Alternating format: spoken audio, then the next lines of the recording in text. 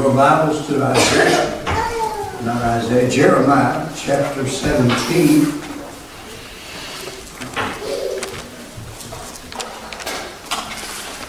Jeremiah chapter 17, I'm going to start reading with verse 1 through 16. And we pray that the Lord would lift up and strengthen His name to be glorified.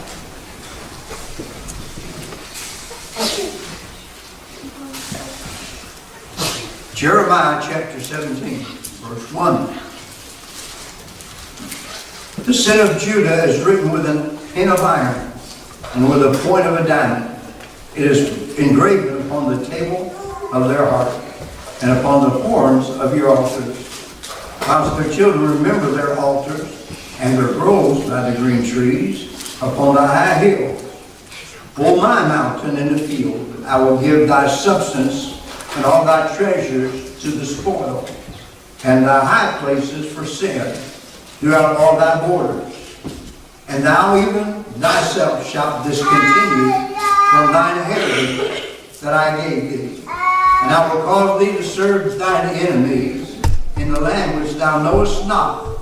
For ye have kindled a fire in mine anger, which shall burn forever. Thus saith the Lord, cursed be the man that trusteth in man, and maketh flesh his arm, and whose hearts departed from the Lord. For he shall be like the heath in the desert, and shall not see when good cometh, but shall inhabit the parched places in the wilderness, in a salt land, and not inhabited. Blessed is the man that trusteth in the Lord, and whose hope the Lord is. For he shall be as a tree planted by the waters, and that spreadeth out its roots by the river, and shall not see when heat cometh, but its leaf shall be green, and shall not be careful in the year of drought, neither shall cease from yielding fruit. The heart is deceitful above all things, and desperately wicked. Who can know it? I, the Lord, searcheth the heart. I try the reins, even to give every man according to his ways, and according to the fruit of his doings. And the partridge sitteth on eggs, and hatcheth them not. So he that getteth riches, and not by right, shall leave them in the midst of his days, and at his end shall be a fool. A glorious high throne from the beginning is the place of our sanctuary. O Lord, the hope of Israel, all that forsake thee shall be ashamed, and they that depart from me shall be written in the earth, because they have forsaken the Lord, the fountain of living waters. Heal me, O Lord, for I shall be healed. Save me, and I shall be saved, for thou art my praise. Blessed they say unto me, where is the word of the Lord? Let it come now. As for me, I have not hastened it from being a pastor to follow thee, neither have I desired the woeful day. Thou knowest that which came out of my lips was right before thee. Stop reading there, let us pray. Father, we humble ourselves before you this morning. Thank you, God, for mercy and grace that we have available to us, that we have it, Lord Father, as something that you give and the world can give, and the world certainly not able to take it away, but by your strength and by your touch and by your healing, Father, we're more than overcomers in your precious love.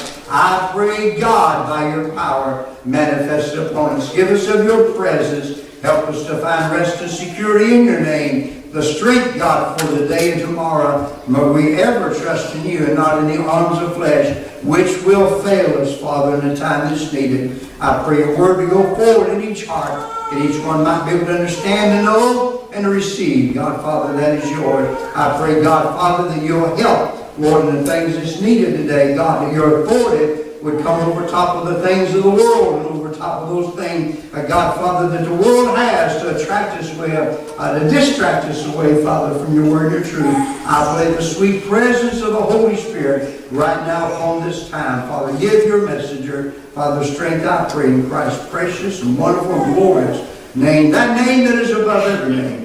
we say amen. Amen. I think about the events of this last week, and my heart was touched, and I thought whenever that I heard the news of this next shooting in Florida, my first thought was not again. Not again. It's happened again. And you know, we look around in our world today and a lot of things that people say, and they want to place fault on one thing and another. One of the prayer requests I was given during our time of prayer, remember the families of those who were touched by this awful tragedy, those that were killed, those who were heroes, those that are in the hospital and maybe be able to get out and maybe not, depending on how bad their wounds were. And then I think about the prayer request as give for this 19-year-old that did the act. And I thought about not only him, but I thought about we need to pray for all of those who are behind the scenes we may not think about. And you know, any of us have the tendency, as far as depravity goes in this world, by the way that things happen. I want you to understand me, not only because of my voice and this inability today, but because I want to make a point of what I say. So listen close.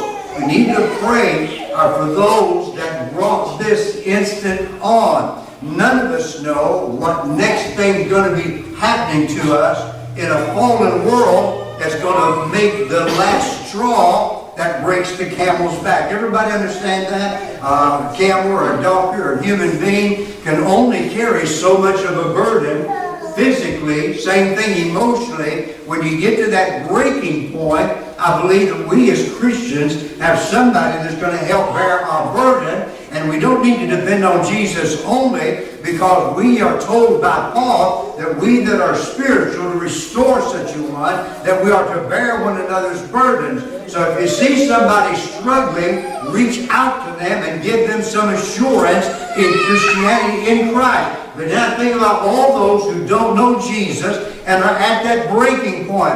And what are they struggling with? And you meet somebody day to day at work, a neighbor, or on school, a workplace, a marketplace, what have you, and you ask them how they're doing. Well, I'm doing good. And now, regardless whether they are or not, that's pretty much the common answer, isn't it? How you doing? I'm doing okay. Whether they're doing okay or not, it's kind of a personal thing for someone when they ask you how you're doing. And it's become pretty popular in Walmart and other places. Whenever that you meet somebody that's an employee there, they ask how you're doing. Well, you can tell them anything practically and get away with it, right? They don't know you, and probably, I'm going to go out on a limb here, probably not really care how you're doing. And so about anything, they would answer, unless it's negative, would satisfy them. But then you've got those that you love, those that know your personality, those that know your characteristics, and when you say, I'm doing okay, they're going to know that you're not doing okay. But then we've got these people out in the world today, and we don't know what they're going through. We don't know what burdens they're carrying. And I thought about this young man from the family that he came from, and it wasn't the ideal family. And a lot of our homes and our families are not ideal, right? I mean, because of divorce and because of abuse, and we can name a plethora of things that cause people not to be doing good. And as they age and they get older, they have scars that they carry. Some you can see and some you can't. And so when I think about the young man's family, what he endured as a young man coming up, and then the families that helped him after his family let him down. And maybe what they were not able to do because of what he was already going through, the scars emotionally that he was carrying. But not just that, people, that our young people, that our children and our grandchildren are counting on us to give them stability, to show them a fence where that they're not allowed to go beyond that. And I fully believe with all of my heart that there are things that kids do that they wish their parents would tell them no, or their grandparents would tell them. Young people need boundaries, what I'm saying. As I think about that, and as the co-parenting after his family let him down, and then another family that let him down, and then maybe the schools that he's in, and the bullying that takes place because of that, and that lets him down. The principal and the teachers, they don't recognize it, or they don't care, and they don't step in and help out. And then I find out that the FBI had an idea of what was going on, and the kids that he went to school with that weren't bullies also knew that there was a tempest brewing in his heart and his life. And so I'm going to try to tell you a little bit about my take on that all throughout Facebook. There's all kind of things going on, and one wants to blame a lack of gun control, one wants to blame a lack of mental health. Someone said it's a crime of hate, it's a crime of passion. It is because of the heart that's there. It's this, it's that, it's something else. And I'm going to say whatever that Facebook and psychologists and individuals that just emotionally are hurt because of this might say, regardless of what they say, I'm going to say, yeah, it's probably a little bit of all of those things, but all of those things fit under the real heading of we have a spiritual problem in the world today. Not just the United States. It's a spiritual problem that's worldwide. And I'm going to make some references to things that I hope you will agree with me on, but whether you agree or not, it matters not. It's what I believe that our problem is today. It's not hate. There's certainly a lot of hate going on, but if Jesus Christ came into those hate-filled hearts, that hate would go away. And certainly there's a heart problem where the Bible talks about a man, and he's going to do that which is right in his own eyes. We're going to go back to the beginning. We're going to reach out a little bit past that. We're going to make a conclusion. I'm going to. On that, I hope you're able to follow me in my conclusion. And so man, according to chapter 17 and verse 9, look at what it says. The heart is deceitful above all things and desperately wicked. Who can know it? So the heart, the seat of our emotions and where we're at right now. Someone said when you get angry at somebody, what are you to do? You're to count 10, right? Hopefully by the time you get to 10, you're kind of settled and you're not as angry as you were at 1. That's the idea behind that. And so the heart is deceitful. The place of our emotion is deceitful above all things, and then desperately wicked. Who can know it? Or who can understand the heart? Well, I read about that. I studied about it. And the conclusion I came is the same one that the commentators have come up with. Man's heart is incapable of determining right or wrong, moral or immoral. The heart, now this is my part that I've added to that, the heart reacts according to its history, what it has felt, experienced in the past, what its life, that heart's life, has emotionally and stability had to come its way, scars and what have you, that a person's heart has to deal with. And there's a place where that last straw on the heart camel back get to the place where it failed. This man came to that place where his load was more than he could bear. Certainly has been brewing for some time, but there comes a place where someone in that place where he started to think, this is what I'm going to do. If somebody had just interceded at a proper time before that time came and showed him love, showed him the love of Jesus Christ. Now someone said, that's your answer for everything, Brother Rick. There's got to be more. No, there's not more. The answer is Jesus Christ. We live in a fallen world, and we're going to suffer the consequences of that fallen world. But if somebody had got to him before that breaking point and started to show him love, show him understanding, and giving him Jesus Christ, maybe, he wouldn't have got to the point where that day he loaded his backpack and with guns and ammunition and smoke bombs and made his way to the school and did the time that he did. If somebody had just interceded somewhere in between that time, I think the metal detectors on our school doors is a good thing. I think that locking every door but the main entrance is a good thing. I think it's a good idea if we have resource officers at that main door when schools, it's a good thing. But the heart of the problem is, notice how I put those two together?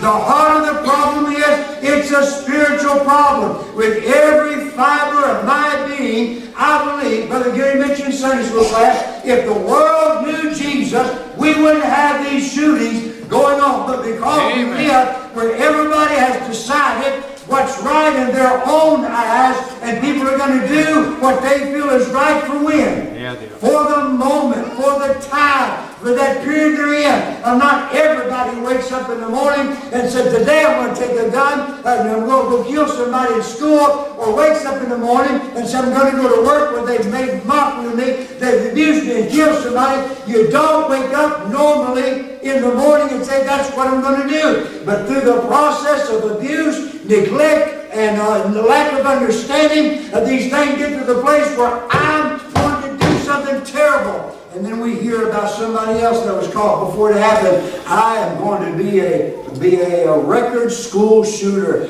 Somehow or another he's going to be better, worse than all the rest of them. As they were. And so this is the mindset that a lot of people have, that they're going to go and do these things. And again, it's a spiritual thing. It's not gun control by itself. It's not hate. It's not religion. It's not all these things emotionally that we fix. If we could get to the root of the problem, and we would find out that there's a heart spiritual connection. Amen?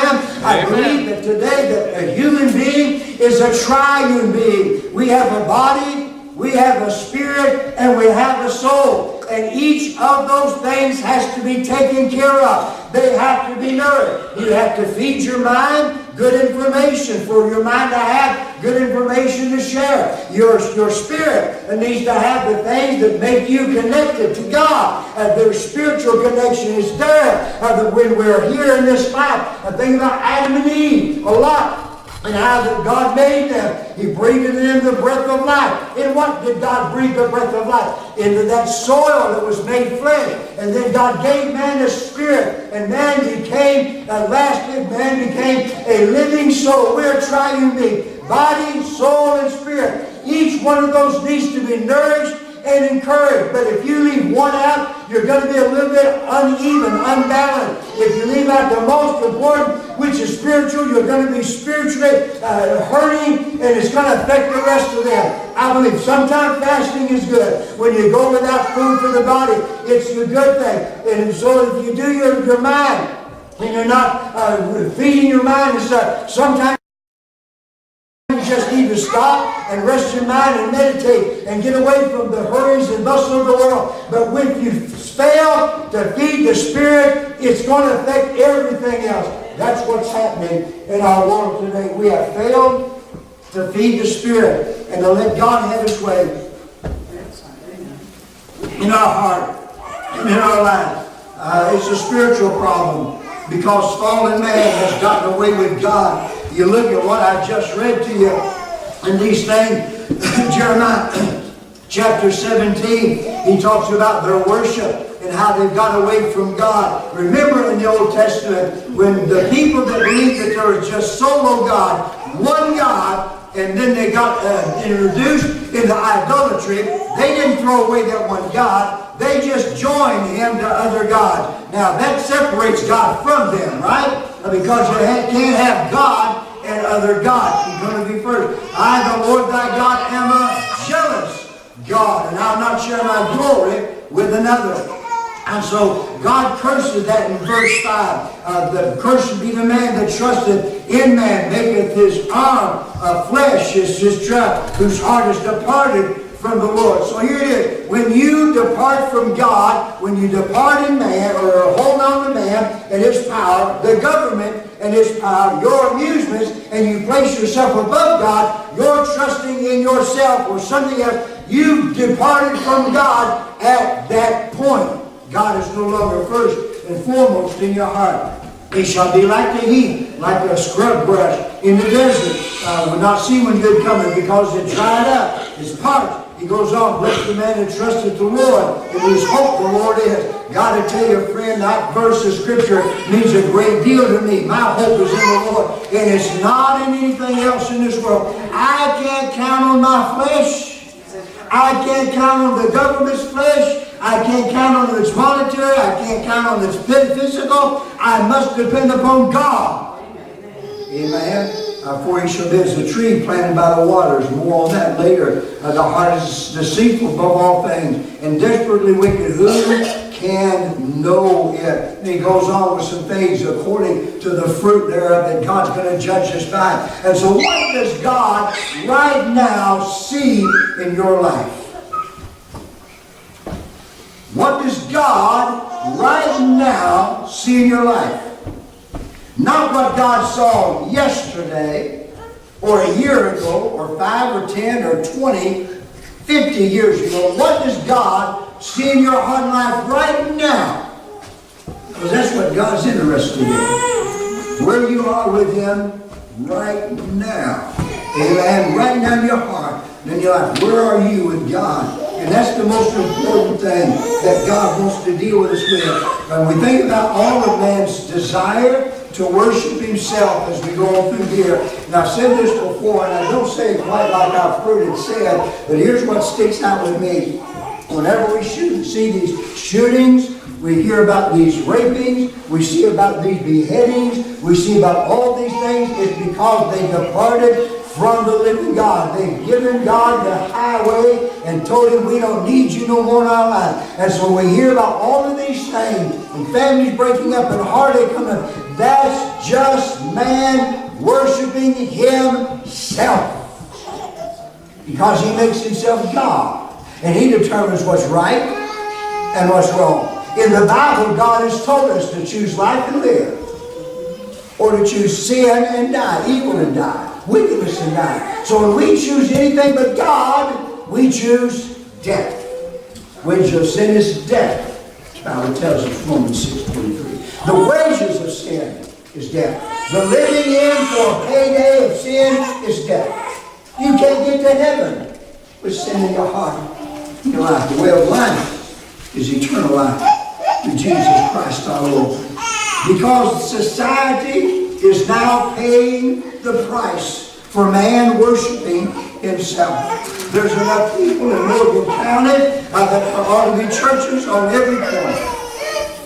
But when you get up in the morning on Sunday and you drive yourself around the church, or where it might be in the afternoon, or in the evening service on Wednesday night, you see people busy about other things in their life. They're not concerned about what God's doing and where God is in their life. No wonder the world is in the shape that it's in. We told God we don't need it. We told God to stay out of our business. God, I'll do your bidding on Sunday when it meets my appointment, when it feels convenient. Amen? I'll not read my Bible on Monday. I'll listen to it on Sunday. I won't read my Bible and pray on Tuesday. I'll get all of that I need on Sunday. I won't do this, that, and the other because someone else is doing it for me. I'll just grab a hold of their coattail and they'll lead me the way the direction I need to go. Here it is. Don't count on me to get you to heaven. I'll count on Jesus Christ to get me to heaven. Don't count on me. I'm a man. I'm somebody that can fail. I'm somebody that can falter. But God never fails. Amen. Trust Him. Amen. For this time of toleration and this time of PC correctness, political correctness, we live in a time where Christianity is mocked. How many times do you see today that Christianity is mocked, made fun of? Practically every day. Somebody mocks a Christian, makes fun of Christianity. Hollywood, the stars in Hollywood, the music stars, the political individuals. They make fun of Mike Pence's Christianity. They make fun of anybody that's in a leadership position to do what? To bring them down. They're doing this all the time. I can't remember. I saw one commercial on the television somewhere around news time where they were talking about a new half-hour comedy show based entirely on religion. Christianity being that. A comedy show, a half-hour comedy show based entirely on Christianity.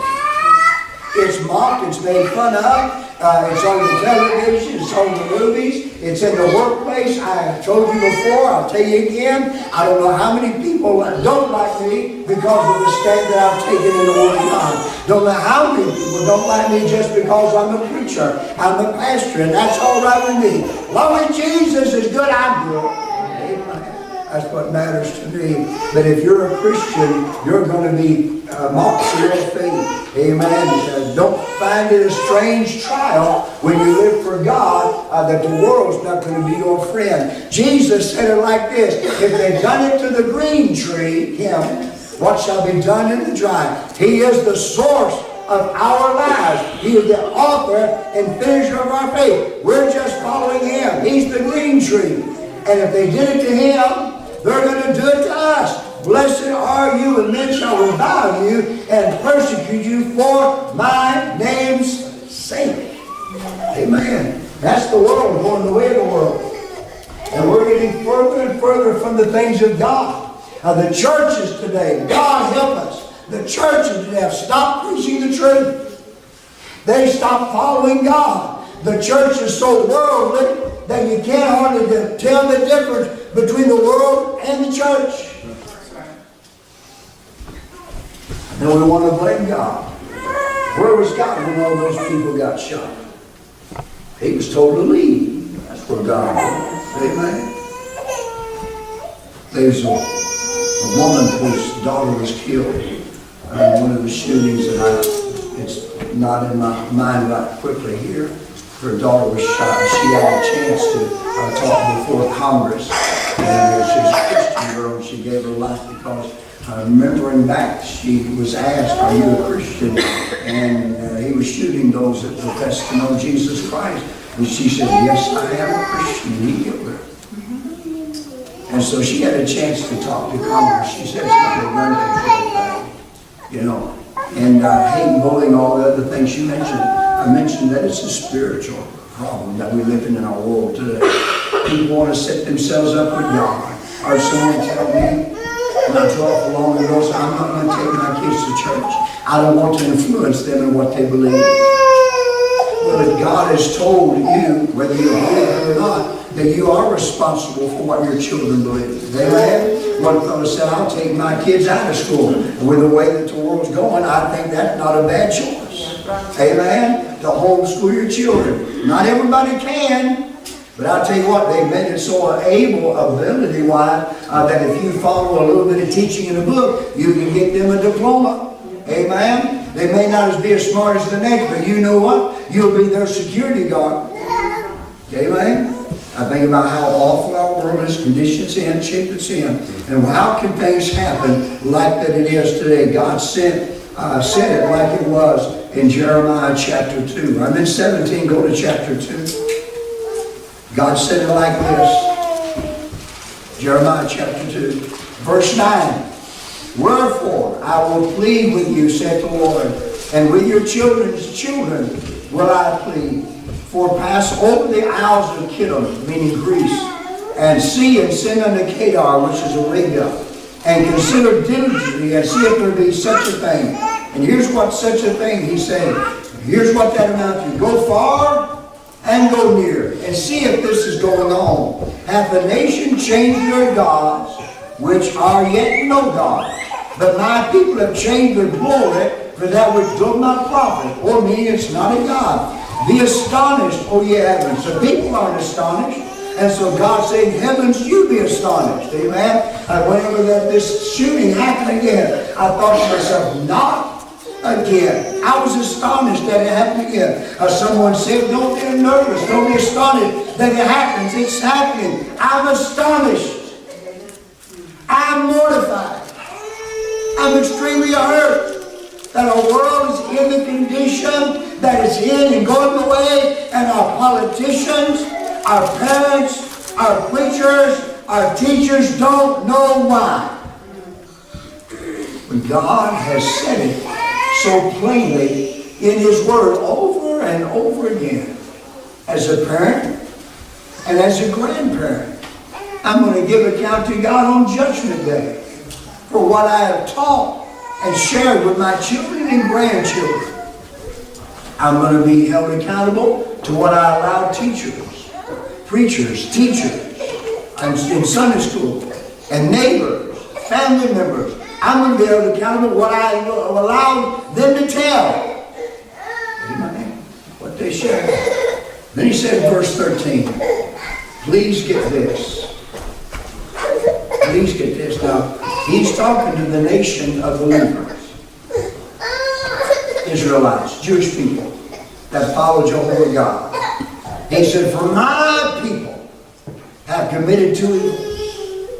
They have forsaken me, the fountain of living waters, and hewed them out cisterns, broken cisterns that can hold no water. Alright, so they have hewed them out cisterns. They made their own religion. They decided what was right or wrong for them. Secondly, they have hewed out broken cisterns. They've clung under that false religion. They have hope in something that's not real. And then thirdly, that can hold no water, that will not last them in the day that they need it. That's the way that false religion is. You set yourself up to be God. You're not following the Word of God. And you told God to get out of your school, get out of your government, get out of your life. Amen. We're simply hewing ourselves out cisterns, broken cisterns that can hold no water. We're counting on what we believe, what our parents believe to get us to heaven. You had better know what God's Word said. You expect to get to heaven. And your children get to heaven. Look at Hebrews chapter 11, verse 4 real quick. We're going to jump real quick here. By faith Abel offered unto God a more excellent sacrifice than Cain, by which he obtained witness that he was righteous. God testified of his gift, and by it he being dead yet speaketh. The book of Psalms, I said more on it in just a minute. Psalm chapter 1. Blessed the man that walketh not in the counsel of the ungodly, nor stand in the way of sinners, nor sit in the seat of the scornful, but his delight is in the law of the Lord, and in his law doth meditate day and night. He shall be like a tree planted by the rivers of water. Where'd you hear that? Jeremiah chapter 17, right? We just read it. That bringeth forth its fruit in season. Its leaf also shall not wither, and whatsoever he doeth shall prosper. The ungodly are not so, they are like the chaff which the wind driveth away. Therefore the ungodly shall not stand in the judgment, nor sinners in the congregation of the righteous. For the Lord knoweth the way of the righteous, but the way of the ungodly shall perish. Someone asked me about predestination. Actually, two people asked me about my thoughts on predestination recently.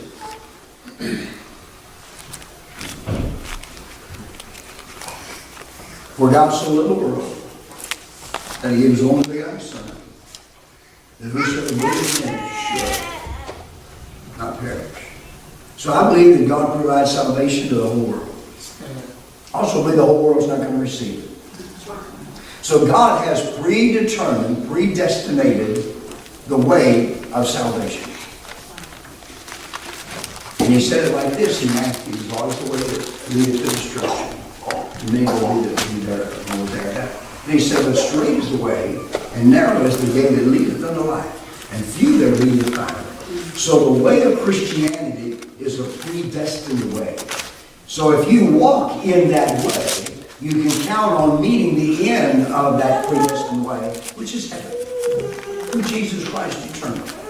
But if you determine not to walk on that predestinated way, the other thing is that you're predestinated to hell. God's not making the choice for you. You're making the choice for yourself. You can go to heaven. God's provided a sacrifice. It's holy. It's acceptable. God's received that sacrifice. But if you don't want it, the only other place for you is determined, predetermined to be hell. You're going to spend eternity somewhere. In heaven. God has predetermined those two places for us to go. He determined the walk that leads to each one of them. If you walk like you're going to hell, don't be surprised to get there. If you're walking on your way to heaven, you know it's going to end in the glory of God. That's what's predestined. You have not been predestined to hell. You've not been predestined to heaven. Whosoever will, let him make up his own mind. Because God's determined for us that path of life that we lead. I want to read one other place, the book of Genesis. I'm going to close. I'm not done. I'll finish it tonight. So come back tonight, please. In the book of Genesis, chapter 3. The Bible said, verse 1, "Now the serpent was more subtle than any beast of the field which the Lord God had made. And He said, no, yeah, God said you shall not eat of every tree in the garden. God did say, don't eat of every tree. And the woman said unto the serpent, we may eat of the fruit of the trees of the garden. She said correctly. But of the fruit of the tree which is in the midst of the garden, God has said, ye shall not eat of it, neither shall you touch it, lest you die. Now I don't know for sure that God said that last part. But I believe He did. I believe that Eve answered correctly. Ye shall not eat of the tree that's in the midst of the garden, and neither shall you touch it, lest you die. I believe God said that as well. The devil said, God said you can't eat that tree. He gave her a little bit. And then she said the rest of what God said, I believe. So here it is. We have things that we can do and be right with God. And there are things that we shouldn't do that are going to make us wrong with God. Now, I'm talking about once you know Jesus Christ, your Lord and Savior. Because what you do before that, we ain't going to amount to heaven, eternity with God. It's not choices we make while we profess the Lord Jesus Christ as Lord and Savior. Our walk with God is predetermined. We'll walk that way or we won't. If we don't walk that way, there's another place, a way that's determined. You can make the choice. You can eat of the fruit of the tree, which God said not to eat of, not to touch it. It means what? To eat of the tree and not to touch it is to go further. Someone touch it. It's a step, isn't it? Right? Don't eat it, don't touch it. It's a step. And so the way of getting away from God is also a step.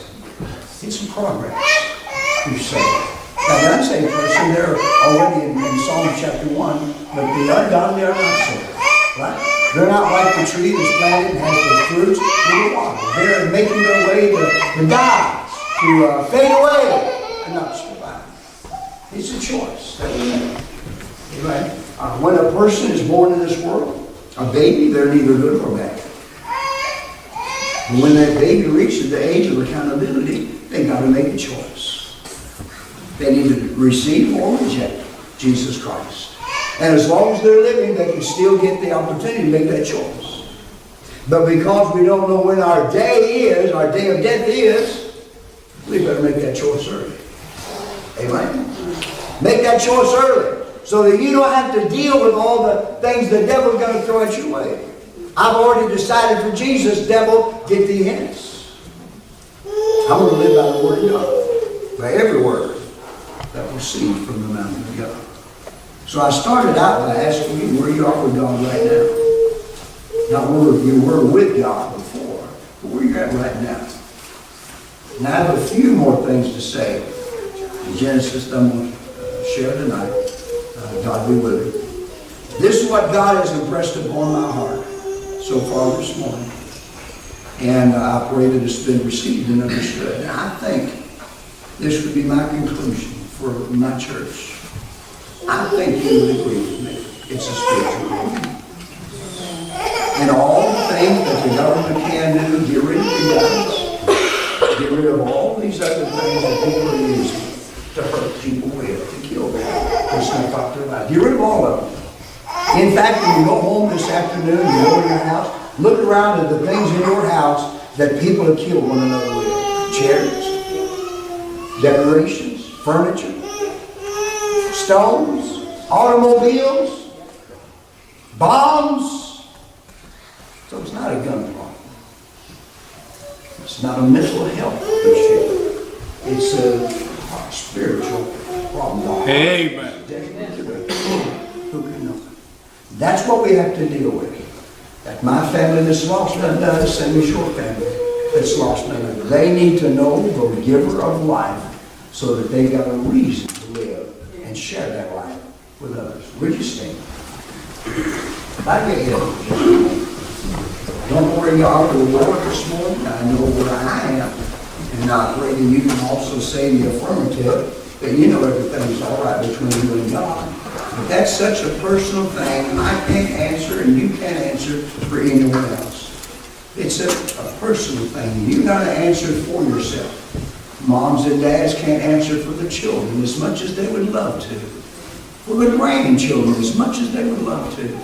And so what can parents and grandparents do? Live a life in front of them that's righteous, that is biblical, that is holy and acceptable. Amen?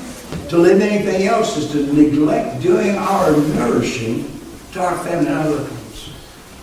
I've got family that's lost. And I've shared with them. I spoke with them. I talked with them. And I have diligently prayed for them. And sometimes talking to family is some of the hardest things you can do. But that doesn't mean you shouldn't do it. But it does mean that my prayer is God sends somebody their way that can get to them where I can't.